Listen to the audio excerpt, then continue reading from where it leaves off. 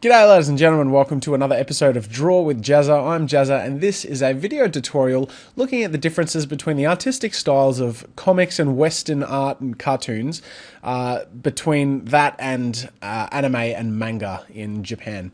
So I would like to begin by prefacing two things.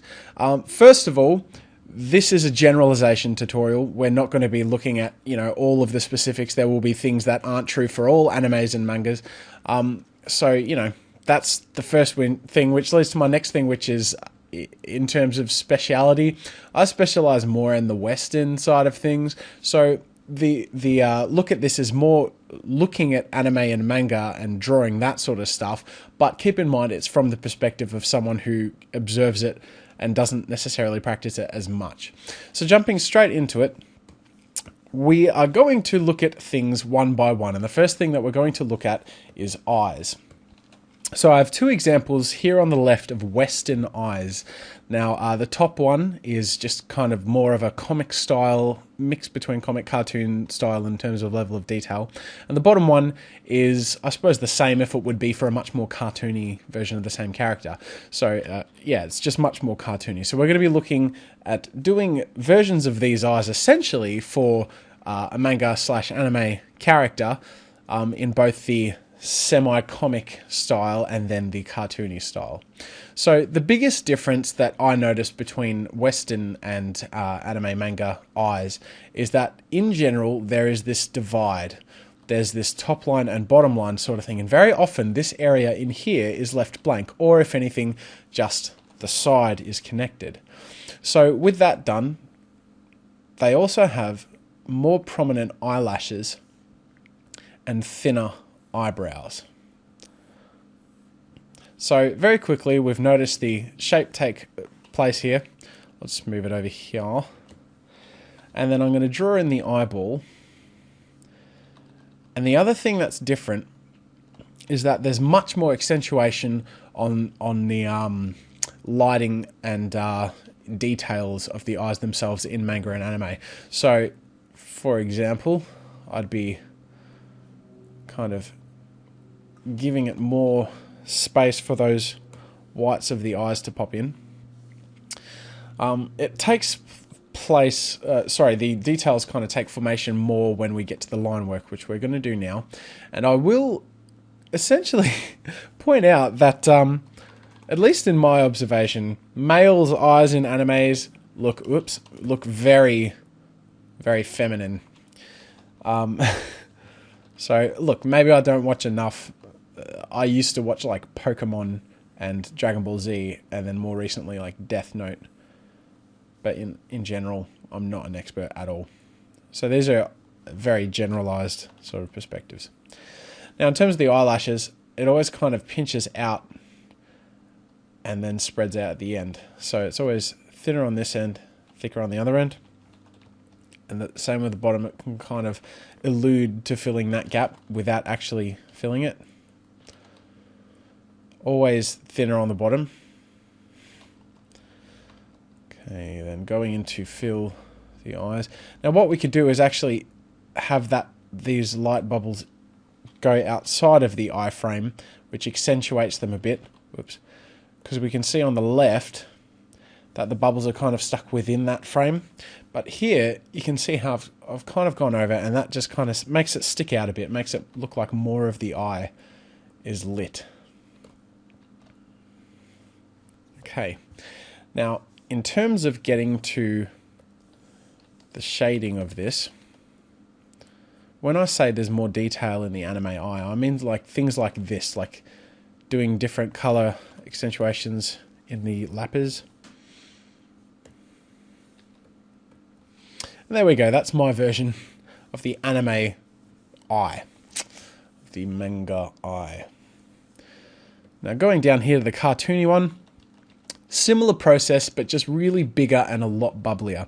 So like how with this top one, we started off with the top and bottom line. Like, well, I mean, in the top example, it was more like that. In this example, it's going to be much more round and bubbly, like this. Right? So these are the lines we start off with.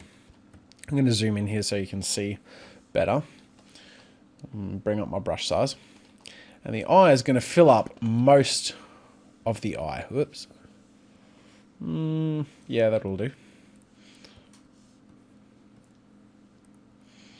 There we go. Now, the eyelashes and things like that aren't as accentuated on chibi characters, which I think is what you would call it.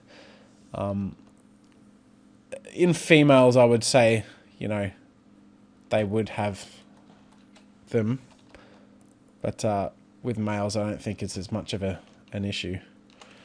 So I'd just say thicken the line a little bit. When we get to the bottom, and I'm just going to bring that bottom line up like this, so it kind of alludes to where they would join. And now I'm going to just, first I'll do my light bubbles, and then I'll draw my eye border.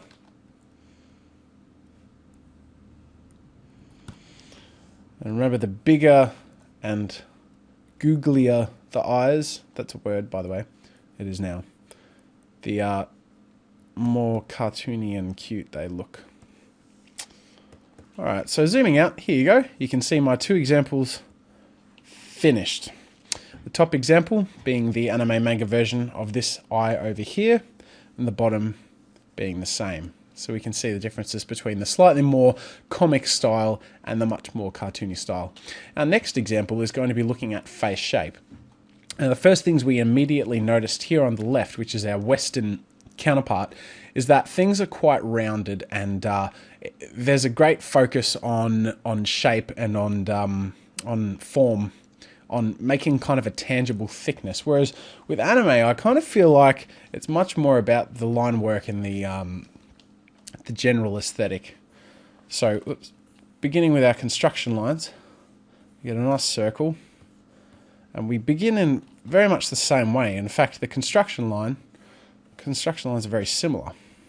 But it's when we get to the refining construction lines, which we're going to be doing now, which is where we refine the shape, where we find that over here things are broken up into different curves, you know, quite drastically, whereas with our anime manga face, it's going to be much more smooth, and the chin will be brought to a point or a near point.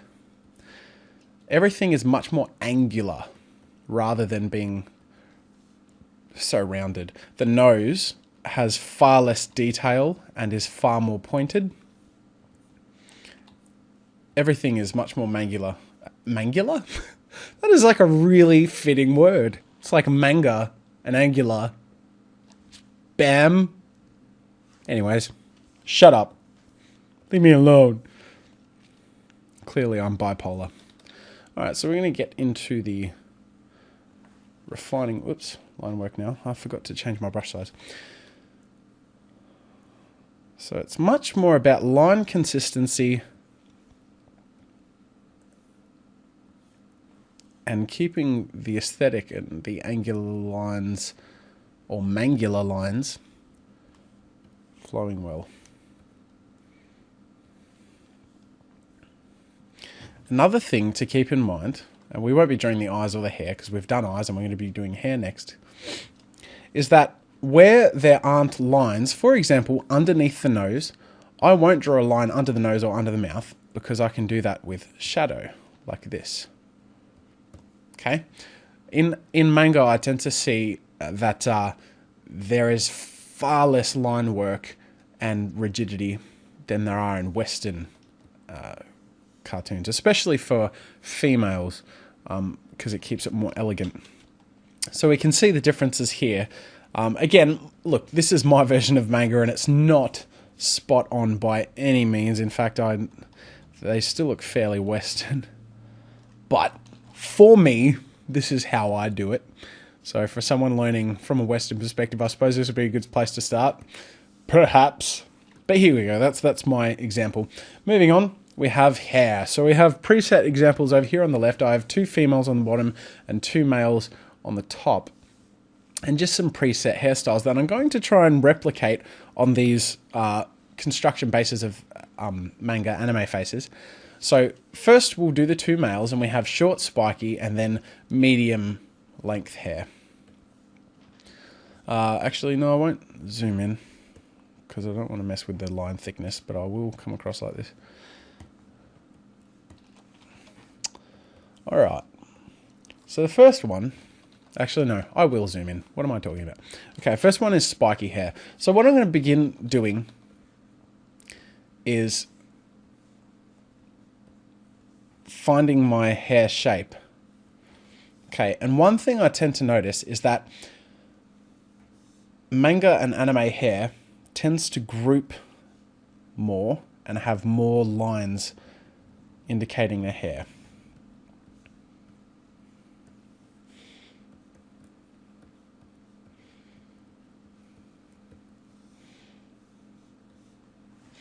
It's often more subtle, so that these lines would be done with, different colours that conform with the main colour of the image, but otherwise, that might be...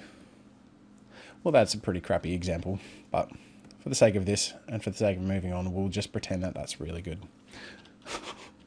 Next, we're going to be doing our surfer dude hair. Oops. So what I'm doing is... my basic shapes first,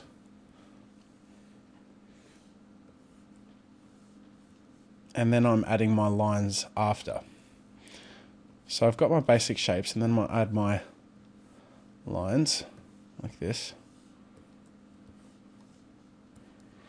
Now, one thing I think I'm doing wrong here is I'm being quite conservative, and I think that's because I'm used to a kind of structure and pseudo 3D-ness about the Western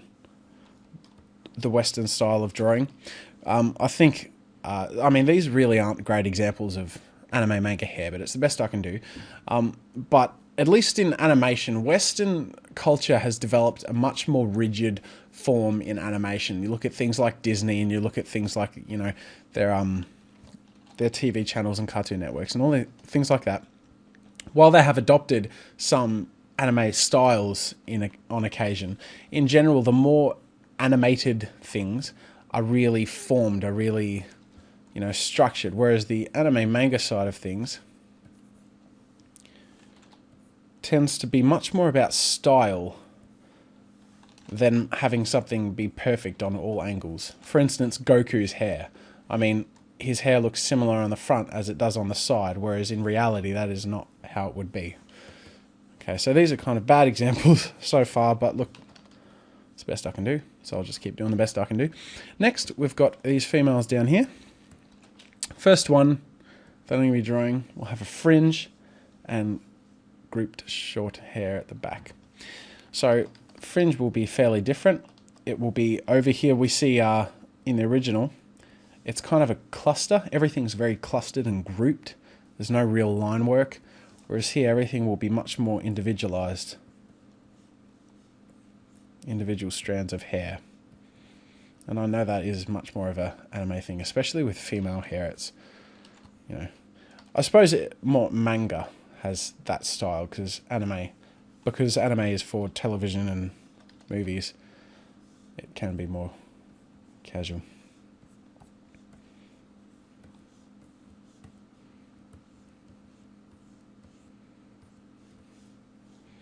Again, this is all very rough. I'm doing very rough lines, but that's kind of how I sketch. These are all very sketchy drawings.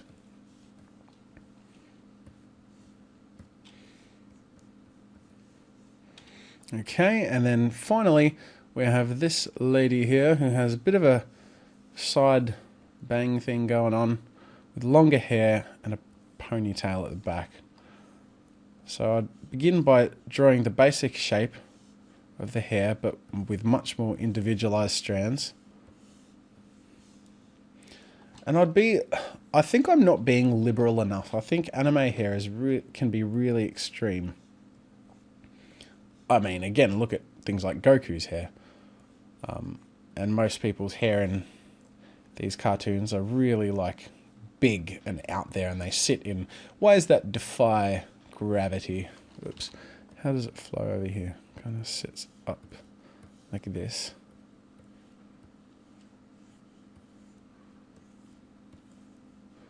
Okay, so again, these are sketches, so be patient with me. I'm doing a lot of apologizing this episode, and I think that's mainly because I don't draw in anime manga much, but this tutorial is very much aimed at people who don't know anything about it. And I suppose I've done enough to help someone. Let's make a little more out of the bow. Again, the style is a little more line work based, thinner line work, a little more rigid. There are always examples for things opposing what I'm talking about, and I very much expect that comments will be full of anime and manga fans talking about how little I know what I'm talking about. But that's okay. I don't really give a shit.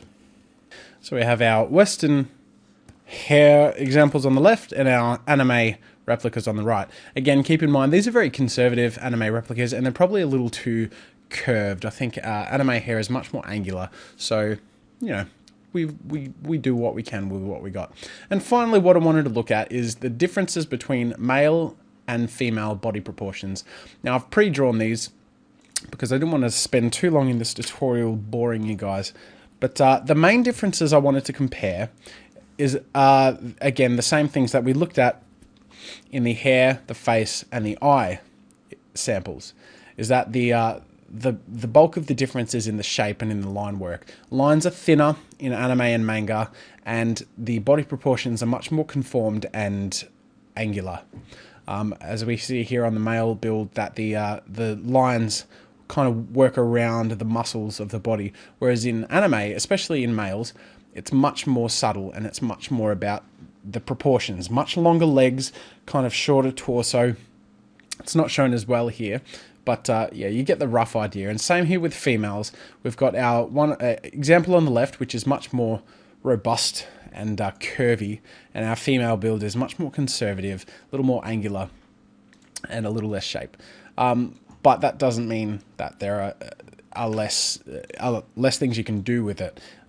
In fact, I've seen more fancy things done in anime poses in their cartoons than I have in Western cartoons. Whereas comics, females in comics, as you might have seen, can be moved around quite a lot. Well, that'll do it for our tutorial for today. Just to recap, we've gone through things like the eyes, seeing the differences between the way the eyes are shaped and connected, and the details on where we put those.